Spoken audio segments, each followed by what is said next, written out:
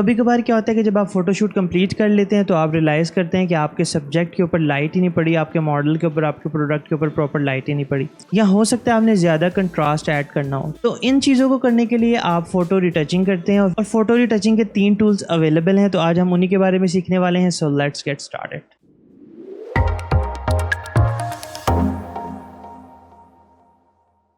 सबसे पहले हमारे पास इस मॉडल की पिक्चर अवेलेबल है। अब आप इस पिक्चर में नोट कर रहे हैं कि यहाँ पे मेकअप आर्टिस्ट ने क्या किया हुआ है कि यहाँ पे एक प्रॉपर जो है इसको एक्सपोजर ऐड किया हुआ, हाईलाइट ऐड किया हुआ और यहाँ पे भी एक कंट्रास्ट दिया हुआ, राइट। अब होता क्या है कि अब मुझे ये एक लग रही है फ्लैट इमेज, मुझे इसको थोड़ा सा इन्हांस करना है, मुझे इसको थोड़ा बेटर करना है। सो उसके लिए हम क्या करते हैं, हम कंट्रास्ट ऐड करते हैं।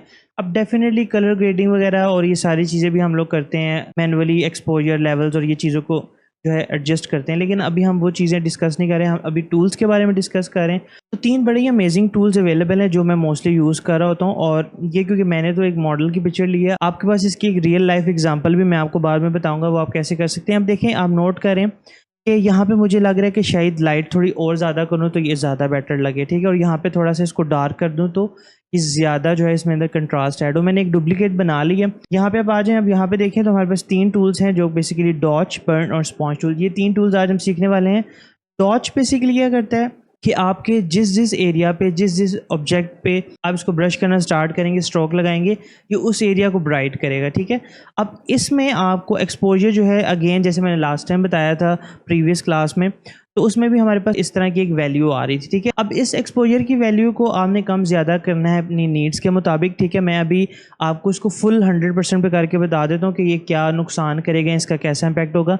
देखिए, मैं 100% करता हूँ तो इसने बहुत ज़्यादा ब्राइट कर दिया, ये देखें, ठीक है। डेफिनेटली जब आपको एक्सट्रीम लेवल पे चीज़ अप्लाई करेंगे तो आपको इस तरह का नुकसान होगा, तो आपने इस तरह की चीज़ नहीं करनी। अब आप क्या कर सकते हैं, आप इसको लेट से मैं इसको करता हूँ 35 पे, और उसके बाद मैं इस जगह पे थोड़ा सा करता हूँ और इस जगह पे स्ट्रोक करता हूँ, ठीक है। अब आप नोट करें, मैं आपको बिफोर एंड आफ्टर थोड़ा सा दिखा सकूँ तो ये देखें। उसके बाद मैं इस जगह पे थोड़ा सा ऐड करता हूँ और इस जगह पे, ठीक है। और थोड़ा सा मैं इसको आई वाले एरिया में और यहाँ पे थोड़ा सा ऐड करता हूँ।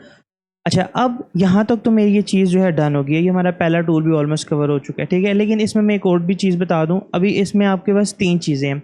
मिड टोन्स हैं, मिड टोन्स बेसिकली शेडोज़ और हाइलाइट्स का जो एरिया होता है, ठीक है। अब इसको थोड़ा सा एक्सप्लेन कर देता हूँ। लेट्स से यहाँ पे अगर आप नोट करें इस जगह पे, तो ये आपकी शेडोज़ हैं क्योंकि इस पर डायरेक्टली लाइट नहीं पड़ी, ठीक है।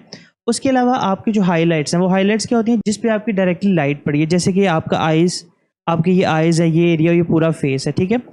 तो जिस एरियाज़ पे जो है आपकी डायरेक्ट लाइट पड़ती है वो हाइलाइट्स जनरेट करती हैं, हाइलाइट्स क्रिएट करती हैं, और जहाँ पे आपकी लाइट नहीं पड़ती वो शेडोज़ क्रिएट करती हैं। कोई ऐसा पार्ट भी तो होगा जो कि इसके दरमियान का होगा, तो उन चीज़ों को मिड टोन्स बोला जाता है, जिसमें लाइट भी प्रॉपर होती है और शेडो भी होता है, तो एक कंट्रास्ट होता है। तो इसका मिड पार्ट जो है वो मिड टोन्स कहलाता है। अभी हमने इसको मिड टोन पर रख के किया। अगर आपने हाईलाइट्स के ऊपर करना है तो आप डेफिनेटली कर सकते हैं शेडोज़ के ऊपर। लेट्स से मैं शेडो के ऊपर जाके आपको करके भी बता देता हूँ ताकि आप ये ना कहेंगे बताया ही नहीं है। तो शेडो में जाके करेंगे तो ये देखिए हमारे शेडोज़ जो हैं, मैं आपको बिफोर एंड आफ्टर दिखा सकूं तो ये देखें हमारे शेडो हाइलाइट्स हो गए। लेकिन अभी मेरा तो ये काम ही नहीं था, मैंने इसलिए अभी इसको नहीं करूँगा, मैं इसको अंडू करूँगा। इसी तरीके से आप हाइलाइट्स में जाके उसको भी एडजस्ट कर सकते हैं। तो हमारा ये पहला टूल यहाँ पे कवर हो जाता है। उसके बाद हम आ जाते हैं दूसरे टूल की तरफ, जो कि बर्न टूल। अब बर्निंग जो है, आपको आइडिया है कि किसी चीज़ को जलाना या कुछ बर्न करना, तो इसमें भी उसी तरीके से आपको 3 रेंज मिल जाएगी, शेडोज़, मिड टोन्स और हाइलाइट्स की। मैं नॉर्मली 90% केसेस में मिड टोन पे काम कर रहा होता हूँ, और इसका भी एक्सपोजर लेवल आपने कभी भी फुल नहीं करना। बहुत रेयर है कि आपको फुल एक्सपोजर की ज़रूरत पड़े, तो इसको बहुत एहतियात से यूज़ कीजिएगा। अब मैं आ जाता हूँ, तो मैं एक्सपोजर जो है इसका 20% पर रख के मैं इस जगह पे थोड़ा सा इसको करने की कोशिश करता हूँ। देखिए, इसको मैं इस तरीके से स्ट्रोक लगाता जाऊँगा तो क्या होगा कि ये ज़्यादा बर्न करना है, लेकिन हमने इस तरह बिल्कुल नहीं करना। अब इससे मुझे एक चीज़ रियलाइज़ हो रही है कि मैंने अभी जो एक्सपोजर रखा है वो अभी भी ज़्यादा है, तो मैं इसको थोड़ा सा और कम करूँगा। मैं लेट से इसको 10% कर देता हूँ, और उसके बाद मैं इस जगह पे थोड़ा सा, बहुत एहतियात से आपने यूज़ करना है, ठीक है। और आइज़ के ऊपर भी मैं थोड़ा सा करूँगा ताकि आइज़ पे भी थोड़ा सा कंट्रास्ट जो है वो ऐड हो जाए। अब मैं अगर आपको बिफोर एंड आफ्टर दिखा सकूँ तो this was the before and this is the after. अभी यहाँ मैंने सिर्फ इसकी स्किन रिटचिंग की है, इसके फेस की रिटचिंग की है, लेकिन आप देख रहे हैं कि अच्छा खासा कंट्रास्ट है। अब आप अक्सर सोचते होंगे कि ये जो पिक्चर्स हैं, इतनी हाई एंड इमेजेस होती हैं, इतनी शार्प, इतनी क्रिस्प कैसे लगती हैं, इतना ज़्यादा कंट्रास्ट कैसे होता है। वो बेसिकली इसी तरीके से कंट्रास्ट ऐड किया जाता है, लेकिन एक सूटेबल फॉर्म में, ताकि वो ज़्यादा जो है बुरा भी ना लगे। तो अगेन बिफोर एंड आफ्टर। अब ये जो इमेज है ये ज़्यादा बेहतर लग रही है as compare to this, because ये जो है बिल्कुल फ्लैट इमेज है। अब नॉर्मली फोटोग्राफर्स करते हैं क्या कि वो बनाते भी एक फ़्लैट इमेज है, उसकी वजह ये है कि रॉ में वो कैप्चर करते हैं या किसी फ्लैट प्रोफाइल पे कैप्चर करते हैं, ताकि बाद में उनके पास पॉसिबिलिटी हो कि वो अपने हिसाब से इमेज को मॉडिफाई कर सकें। तो इसमें ये हो सकता है फोटोग्राफर ने जानबूझ के ऐसी पिक्चर क्लिक की हो ताकि वो बाद में उसको एडिट कर सके। तो इस पे अगर मैं इसको देखें, अब मैंने हल्की सी ट्वीक्स की हैं तो हमारा फेस जो है वो कितना अच्छा लग रहा है, और ये पिक्चर जो है परफेक्ट है मैगजीन्स के लिए या किसी भी जगह पे प्रिंट होने के लिए, यूज़ होने के लिए। अच्छा, इसके अलावा मैं आपको ये तो क्योंकि मैंने इंटरनेट से इमेज यूज़ की है, लेकिन मैं आपको एक रीसेंट अपने प्रोडक्ट शूट की भी दिखाता हूँ इमेज। अब ये मैंने रीसेंट प्रोडक्ट शूट किया था, और कैमरे की थोड़ी सी डिटेल्स बता दूँ तो मैंने सोनी A7 III पे और 7 गॉडक्स की लाइट सॉफ्ट बॉक्स के साथ यूज़ की थी। एक साइड पे मेरी विंडो लाइट थी और एक साइड पे मैंने गॉडक्स की लाइट लगाई थी। अब प्रॉब्लम मुझे ये है कि जो ये एजेस हैं बिल्कुल कॉर्नर, जो इस जगह पे आप नोट कर रहे हैं और इस जगह पे नोट करें, हाउएवर मैंने वाइट बैकग्राउंड पीछे रखा हुआ था, और ये बाद में फोटोशॉप में इसको मैंने एडिट भी किया और बैकग्राउंड रिमूव भी किया। शॉपिफाई में बेसिकली ये यूज़ होनी थी, तो जब आप किसी शॉपिफाई पे, अमेजोन या इस तरह की लिस्टिंग के लिए पिक्चर्स बना रहे होते हैं तो आपने मोस्टली वाइट बैकग्राउंड यूज़ करते हैं, और आपके प्रोडक्ट के ऊपर लाइट इवन होनी चाहिए। अब मैं परेशान हो जाता कि यार लेट से मैंने पिक्चर बना दी और मैंने उसके बाद अब ये इस तरह की अजीब सी इमेज आ रही हो, एक साइड पे बहुत डार्क है, एक साइड पे बहुत लाइट है।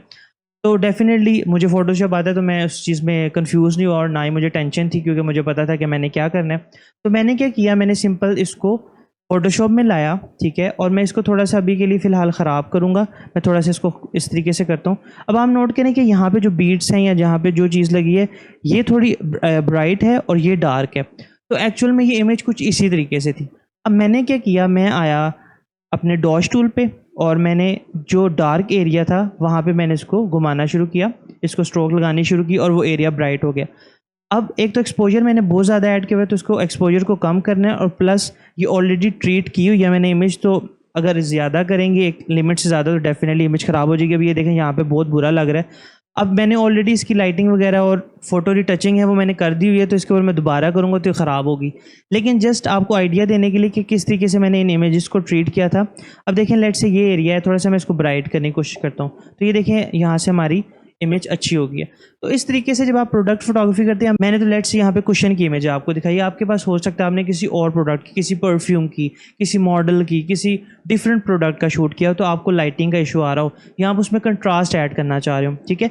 अब again this was for Shopify store, तो इसमें उनको एक प्रॉपर जो है प्रोडक्ट लिट चाहिए था, प्रॉपर प्रोडक्ट के ऊपर लाइट चाहिए थी और इवन लाइटिंग चाहिए थी, तो इसके लिए ये टेक्निक मैंने यूज़ किया। अब इसके अलावा मैं आपको एक और अपनी एग्जांपल दिखाऊंगा अपनी पिक्चर पे, जो कि रियलिटी में, क्योंकि वो सारी जो है, एक तो ये तो प्रोफेशनल शूट हुआ हुआ है और ये जो है ऑनलाइन एक, ये भी एक प्रोफेशनल शूट है, लेकिन ये जो है एक मोबाइल से पिक्चर बनी हुई है। अब ऑलमोस्ट ये पिक्चर ठीक है, रेडी टू पोस्ट है, लेकिन कभी कभार आपके पास इस तरह की इमेजेस आती हैं, किसी क्लाइंट की हो सकती है, लेट से आपकी अपनी इमेज हो सकती है, और आप देखते हैं कि इस एरिया में लाइट प्रॉपर नहीं पड़ी, ठीक है। तो आप क्या करते हैं कि आप जाते हैं डॉज टूल पे, और यहाँ पे आके इसका थोड़ा सा यहाँ पे इसको बराबर कर लेते हैं। अब जब इस यहाँ पे अगर प्रॉपर लाइट नहीं पड़ी तो इमेज बिल्कुल अजीब लगेगी, तो आप इस तरीके से अपनी इमेजेस को भी बेटर कर सकते हैं। लास्ट जो हमारा टूल है वो है स्पॉन्ज टूल। तो स्पॉन्ज टूल बेसिकली दो चीज़ों के लिए बेनिफिशियल है, एक डीसैचुरेट और सैचुरेट करने के लिए। अब होता क्या है कि कभी कभार आपने इमेजेस में कुछ एरियाज़ को हाईलाइट करना होता है। मिसाल के तौर पे अगेन प्रोडक्ट की एग्जांपल दूंगा। आपके पास कोई प्रोडक्ट है, लेट से किसी सॉफ्ट ड्रिंक का टिन है, आपने उसको शूट किया, या लेट से परफ्यूम है और परफ्यूम को आप ज़्यादा सैचुरेट करना चाहते हैं एज़ कम्पेयर टू बैकग्राउंड, तो आप क्या करते हैं, आप इस तरीके से तो कोई तरीका नहीं है, आप उसको क्या कर सकते हैं, यहाँ तो उसको प्रॉपर कट आउट करेंगे और उसके बाद जो है आप उसको अलग से कलर ग्रेड करेंगे, लेकिन वो थोड़ा ऑफ लगेगा। तो इसको, इस चीज़ को करने के लिए हमारे पास एक ऑलरेडी टूल भी अवेलेबल है। तो अभी मैं प्रोडक्ट की इमेज नहीं यूज़ कर रहा, मैं एक डिफरेंट इमेज यूज़ कर रहा हूँ। तो वो बेसिकली क्या है कि आप देखें, आते हैं स्पॉन्ज टूल पे, यहाँ पे हमारे पास लिखा हुआ है डीसैचुरेट और सैचुरेट, और उसके बाद फ्लो लिखा हुआ है, ठीक है। अब फ्लो बेसिकली इसकी इंटेंसिटी है कि आपने इसको कितने ज़्यादा लेवल पे, कितने ज़्यादा पावर में यूज़ करना है। अब लेट से मैं यहाँ पे डीसैचुरेट करता हूँ और मैं फ्लो जो है 100% कर देता हूँ, और उसके बाद जो है मैं इसकी एक डुप्लीकेट पहले बना लेता हूँ ताकि आपको बिफोर एंड आफ्टर दिखा सकूँ। अब देखिए, मैं यहाँ पे एक इस चीज़ को स्ट्रोक लगाना शुरू करता हूँ, और अब आप नोट करें कि ये थोड़ा सा फीका फीका होना शुरू हो गया। This was the before and this was after. अब देखने में ये कितनी यूनिक इमेज लग रही है। अब इसको अगर आप क्रिएटिवली यूज़ करेंगे तो आप बहुत अच्छे रिजल्ट्स निकाल सकते हैं। Again it depends on you. तो मैंने इसको अगर लेट से एक ही जगह पे बार बार जो है वो मैं स्ट्रोक लगाता जाऊँगा तो एक टाइम पे आके बिल्कुल डीसैचुरेट उस चीज़ को कर देगा, लेकिन थोड़ा टाइम लगेगा। अब इसी तरीके से अगर लेट से आपने ऑपोजिट करना है, अब मैं चाहता हूँ कि ये एरिया जो ज़्यादा सैचुरेट हो, जिसमें कलर्स की इंटेंसिटी जो है वो इंक्रीज़ हो जाए, तो मैं क्या करता हूँ, सैचुरेट पे आता हूँ और फ्लो मैंने 100% रखी हुई है, मैं इसके ऊपर इसको इस तरीके से करने की कोशिश करता हूँ, ठीक है। अब मैं आपको अगर आप बिफोर और आफ्टर दिखा सकूँ तो this is before and this is after. अब अगर देखा जाए तो ये पिक्चर मुझे ज़्यादा इंटरेस्टिंग लग रही है as compare to the original one, क्योंकि उसमें एक फ्लैट प्रोफाइल है, उसमें कोई कंट्रास्ट नहीं है, उसमें कोई ड्रामा नहीं है, उसमें कोई कलर ग्रेडिंग नहीं है। अभी मैंने इसमें कोई कलर ग्रेडिंग की भी नहीं है, मैंने सिर्फ एक टूल से इसको सैचुरेट डीसैचुरेट किया है, लेकिन आप नोट करें कि पिक्चर कितनी इंटरेस्टिंग लग रही है। तो ये मैंने आपको एक एग्जांपल बताई थी, आपके पास और भी डिफरेंट एग्जांपल्स हो सकती हैं और आप उसके ऊपर इसको यूज़ कर सकते हैं। आई होप आज के टूल्स आपको पसंद आए होंगे। बहुत सिंपल टूल्स थे लेकिन बहुत इंपॉर्टेंट टूल्स हैं और बहुत यूज़फुल टूल्स हैं अगर आप इसको क्रिएटिवली अच्छे तरीके से डिफरेंट एप्लीकेशंस में इसको यूज़ करते हैं। तो आई होप कि आपको क्लास पसंद आई होगी। अगर पसंद आई है तो लाइक, कमेंट और शेयर कर दें। चैनल को सब्सक्राइब करना ना भूलें and I will see you in the next one.